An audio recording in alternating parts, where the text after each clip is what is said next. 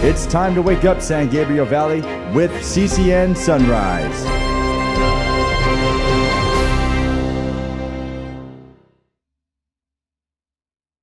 Emmy Hernandez with EH Financial is here to talk with us about some of the common mistakes that people make when they're trying to save money and how they can fix them. Thanks so much for being here, Emmy. You're welcome. Really appreciate it. Pleasure yeah. to be here. So there's but the prices are going up. I mean, that's just something we have to accept, right? Facts of life, right? Sure. Yeah. Inflation and Yeah. economics factors and everything, and that's why saving is very important. And you want to make sure that you do it the right way. Yeah. Keep up with all those rising prices. Yeah, to keep up with the rising prices. And also, you guys also work with retirement planning and things like that. So as people get older, of course, people, I was going to say our age, but Paulo is quite a bit younger than me. So I won't say our age.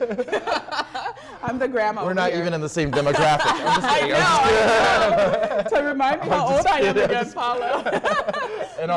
In all seriousness, so your job at EH Financial is to kind of help people get on the straight and narrow after making a few mistakes. Let's talk about some of those mistakes. What are some common mistakes you find people making?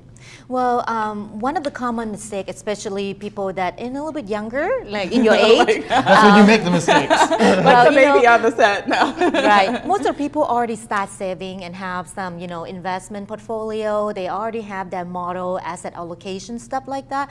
The mistake is that they usually sometimes just buy and hold and don't do a rebalancing of their portfolio regularly. So, that make their portfolio get riskier and riskier, especially when market does well and you see that their higher return, more volatile portion of the account keep growing. So that exposes them to more risk. So people I'm sorry.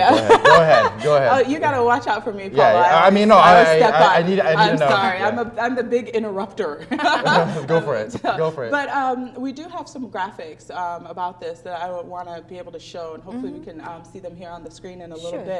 But it is important to rebalance the portfolio, like you said. Definitely. But can you go back a little bit and just explain, like, what is a portfolio? Because there are some people that are going to be watching that need to understand some of the basics of some of these things. Sure. When I talk about portfolio, for example, if you're investing in your retirement plan, 401k maybe, and at certain age, maybe in your mid-30s, you may want to build up a portfolio of investment, certain percentage investing in stocks, certain in bonds, some growth and income fund. That's what I mean by portfolio, a mixture of investment in different asset classes. Okay, and then the graphic is there. The second one is borrowing from 401k plans. And this is something that you say is a big no-no and a big mistake I've for actually people done to do, that. right? Uh-oh. Yeah. Okay, well, yeah, that's the very common mistake because, it's kind of tempted because when you work with a company that have 401k, they usually allow you to borrow against it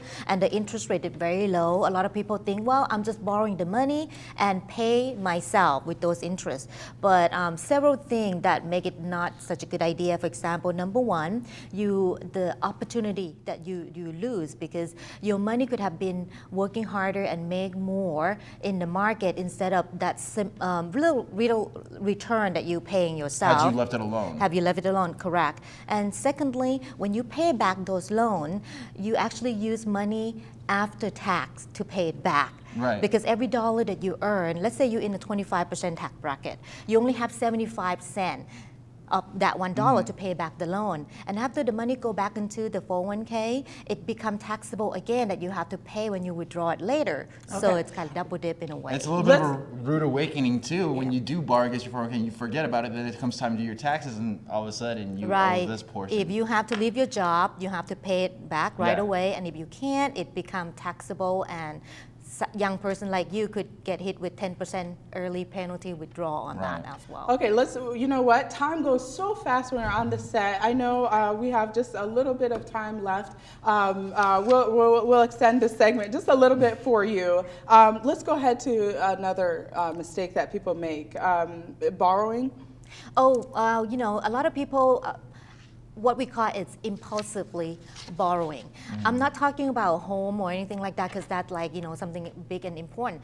But a lot of us, we're talking about credit cards. Right. So you borrow for expensive car, boats, or something that outside your means.